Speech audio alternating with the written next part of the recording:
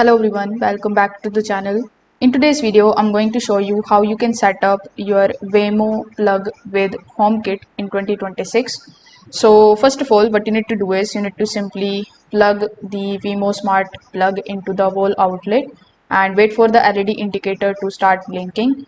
Now on most of the HomeKit compatible Wemo plugs, a flashing light means the device is in the setup mode and ready to be paired. So when it does, the second thing that you need to make sure of is your iPhone and the iPad should also be connected to the same Wi-Fi network that you want the Wemo plug to use. After doing so, you just have to simply launch your Apple Home application on your phone. Then simply press this plus icon on the top right hand corner. Afterwards, select the option of add accessory. Now the home application will activate the camera and it will prepare to scan the HomeKit accessory code.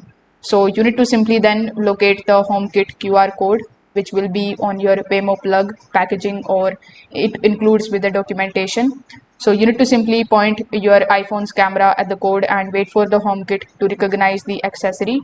So when it does, once HomeKit detects the Wemo plug, you can just simply choose a room such as the living room, bedroom, or office, and then you can give the plug a meaningful name like desk lamp or floor lamp or coffee maker, and this makes Siri voice commands much more easier for you to use. So once the setup is completed, you can just simply tap the plug's title in the home application and then you can just simply turn it on and turn it off a few times in order to confirm it is responding properly. So if this video helped you out, make sure that you like this video and subscribe to the channel. Thanks for watching.